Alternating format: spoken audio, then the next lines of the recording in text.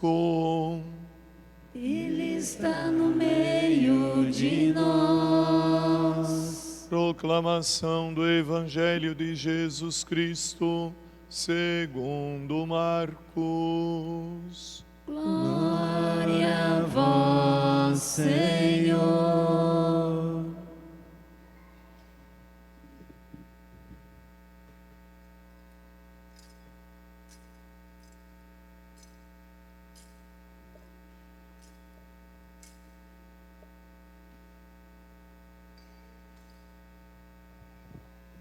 Naquele tempo, Jesus saiu de Jericó, junto com seus discípulos e uma grande multidão.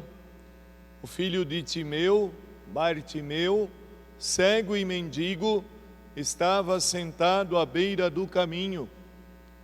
Quando ouviu dizer que Jesus, o Nazareno, estava passando, começou a gritar: Jesus, filho de Davi, tem piedade de mim. Muitos o repreendiam para que se calasse, mas ele gritava mais ainda: Filho de Davi, tem piedade de mim. Então Jesus parou e disse: Chamai-o. Eles o chamaram e disseram: Coragem, levanta-te, Jesus te chama. O cego jogou um manto, deu um pulo e foi até Jesus. Então Jesus lhe perguntou: Que queres que eu te faça? O cego respondeu: Mestre, que eu veja. Jesus disse: Vai, a tua fé te curou. No mesmo instante, ele recuperou a vista e seguia Jesus pelo caminho. Palavra da salvação. Glória a vós, Senhor.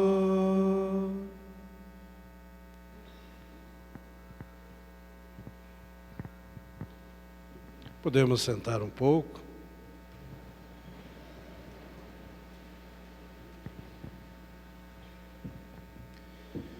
Veja que a gente quer lembrar que na Eucaristia nós refazemos ou retomamos a amizade com Deus. Mas por que refazer, retomar? Porque às vezes nós perdemos a amizade com Deus, às vezes nós o deixamos de lado. Os motivos podem ser os mais variados. Às vezes pode ser que tenhamos muitas atividades, ou às vezes achamos que temos muitas atividades e deixamos Deus para segundo plano, quando não para terceiro. Quando na nossa casa esquecemos das nossas orações, antes das refeições, ao acordar, antes de dormir, a gente vai vivendo o nosso dia a dia como se fosse pagãos, esquecendo de agradecer a Deus. De repente na Eucaristia a gente começa a lembrar: eu estou falhando, eu estou deixando Deus de lado. Ou outras vezes por causa de algumas dificuldades, alguns problemas que a gente tenha, e a gente já começa a se questionar: por que Deus fez isso comigo? Se Deus fosse bom, isso não aconteceria. E daí a gente silencia Deus, ou bloqueia, ou elimina do grupo. A gente vai fazendo essas coisas. E de repente a gente pensa: eu tenho que restabelecer a minha amizade com Deus. E aqui é o momento bom, aqui é o momento propício, aqui que a gente vai perceber a misericórdia desse Deus que diz: eu sei tudo que você fez, eu sei tudo que você pensou, mas pode vir. E eu sempre falo que se nós acreditamos que Deus é eterno, então Ele tem uma porção de anos, e Ele olha para nós e diz: é uma criança. Falo como os pais ou os avós, às vezes lá, criança de 1 ou 2 anos, faz uma peraltice e diz: eu não gosto de você. Diz: olha, é uma criança, não sabe o que está falando. E nem dá bola. Por quê? Porque o pai sabe que ama, a mãe sabe que ama, e que isso não vai ficar para sempre assim. Assim também quando nós olhamos para Deus e falamos alguma coisa que às vezes não deveríamos, Ele olha para nós e diz: é só uma criança, não sabe o que está falando. Eu vou continuar amando, eu vou continuar te amando, porque eu sou fiel. Eu não posso deixar de ser fiel, porque eu sou Deus. Eu não posso deixar de te amar porque eu sou Deus. Eu não vou deixar de te amar melhor porque eu sou Deus. Então que a gente vá trazendo isso muito forte para nós e que quando a gente chega aqui a gente lembra daquela primeira leitura que fala o resto de Israel. Para nós, na nossa linguagem de português, falar que uma pessoa é o resto é muito ruim. Quando a gente diz, aqui temos o lado esquerdo, aqui tem o resto, dá uma expressão assim, meu. Não, o resto quer dizer aqueles que sobraram, que batalharam e que não foram derrotados. Aqueles que na batalha sobreviveram. Este é o restante.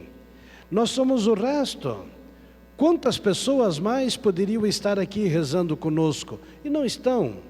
Às vezes porque não querem, outras vezes porque não podem. Nós somos o resto. Aqueles que restaram firmes na fé, aqueles que restaram firmes nos valores, aqueles que restaram firmes na confiança do amor de Deus. Nós somos o resto. E que a gente não pense num sentido negativo, mas num sentido positivo, de dizer a gente não deixou de acreditar na misericórdia divina. Nós não deixamos de acreditar na Eucaristia. E é por isso que, como nos diz o Salmo, nós podemos cantar e exultar de alegria. Por quê? Porque a gente acredita no amor de Deus. Porque nós acreditamos na misericórdia divina. Por isso a gente pode cantar, pode exultar de alegria. E a segunda leitura vem nos falar, Deus deixou o sacerdócio. Deus deixou o sacerdote. Uma pessoa tirada do meio do povo. Eu, Padre Emerson, os padres do seminário, todos os padres que vocês conheçam, foram tirados do meio do povo, foram tirados da família. Para quê? Para prestar cultos, para exercer a compaixão, a misericórdia, para atendermos confissões e poder dizer em nome de Deus, teus pecados estão perdoados. Vá em paz. E às vezes nós ficamos ali, será que vou, será que eu não vou? E nós estamos lá no confessionário e não vem ninguém. Por quê? Porque às vezes falta o amor, falta acreditar no amor de Deus, que deixou o sacerdote ali no meio do povo, tirou do povo e colocou novamente no meio do povo para exercer a compaixão pelo povo. Mas também o texto diz também por nós. Eu também tenho que procurar um padre quando eu quero confessar. Eu também tenho que pedir para um padre benzer a água para mim, se eu quiser água benta para uso pessoal. Porque eu não sou padre para mim, eu sou padre para os outros. E é isso que a gente tem que começar a entender, como Deus é bom, de nos colocar o sacerdote para trazer a nós a Eucaristia. Oferecer o sacrifício, justamente isso, trazer a Eucaristia. E quantas pessoas, talvez até que você conheça, que diz, eu não vou à missa porque eu estou em pecado. Mas todos nós pecamos. E quanto mais a gente se sente pecador, mais a gente deveria vir à missa. Se a gente se sente realmente pecador, a gente deveria vir todos os dias se tivesse. Por quê? Porque é o alimento, porque é sustento, porque é remédio para a nossa vida, para a nossa caminhada. E aí que entra o Evangelho que nós acabamos de ouvir. Por que algumas pessoas não caminham atrás de Jesus? Porque estão cegos, mas é cegos de uma cegueira espiritual. Esse Bartimeu estava lá à margem do caminho. Quando ele foi curado, quando ele se aproximou de Jesus, quando ele tocou em Jesus, quando ele percebeu a misericórdia desse Cristo que disse, venha.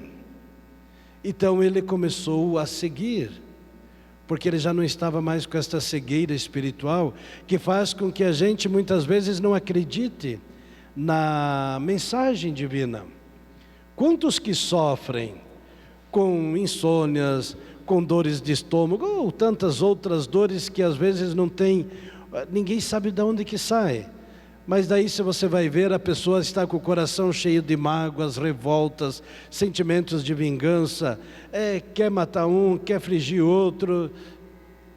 E daí não acredita que Jesus disse, perdoe. Perdoe porque você vai viver bem. Daí a gente pode dizer, mas a pessoa que me ofendeu, a pessoa que fez mal para mim, é uma pessoa má. Problema dela. Você não é mau, você não é má. Perdoe, queire bem, reze. Não precisa convidar para vir tomar cafezinho na sua casa. Mas perdoe, queira que vá bem, se alegre com o sucesso dela, que você vai ser feliz. Só que a gente tem que acreditar nisso. A gente tem que alimentar essas coisas boas dentro de nós, porque senão a gente não vai ser feliz, a gente não vai poder exultar de alegria. Que ao celebrarmos, que ao rezarmos esta semana, este cerco de Jericó, esta semana de oração, que a gente peça que o Senhor também derrube algumas muralhas que talvez estejam impedindo de eu ser um filho melhor, de eu ser uma filha melhor, de eu ser uma boa mãe, um bom pai. Às vezes aquela muralha das frescuras, de a gente não poder ou não querer manifestar o nosso amor, o nosso carinho, e daí a gente fica muito naquela, a pessoa sabe. Ou você deu um abraço na sua esposa, não, ela sabe que eu amo ela. Você deu um abraço no seu esposo, é aniversário, é coisa, não, ele já sabe. E nos filhos, não, eles também sabem. E você abraçou os seus pais? Não, eles sabem. E a gente fica naquilo, eles sabem, mas na verdade é uma desculpa para dizer, eu tenho alguma barreira, eu tenho alguma coisa que está me impedindo de dar o abraço, eu tenho alguma coisa que me impede. E daí, se a gente não derruba esta muralha, às vezes nós que sofremos, nós que padecemos. Que a gente vai fazendo também a nossa reflexão, que a gente vai trazendo bem para dentro de nós. Que muralha que eu tenho que derrubar? Nós vamos aqui falar de uma porção, mas pode ser que não seja aquela que esteja realmente ali, Deus dizendo, a tua muralha é essa. Talvez não seja nenhuma das que nós vamos falar aqui, mas Deus está neste momento falando no seu coração, está ali na sua mente batendo, dizendo, essa é a sua muralha, em frente, tenha coragem, você vai conseguir derrubá-la, mas se você não enfrentar, não será o resto, aqueles que sobreviveram. Que a gente termine lá no sábado dizendo, Senhor, nós somos o resto de Israel, mas aqueles que venceram o deserto, aqueles que venceram os inimigos e que chegaram à terra prometida, porque é lá que nós também queremos chegar. Que sejamos o resto, mas o resto sobrevivente, o resto que manteve os valores.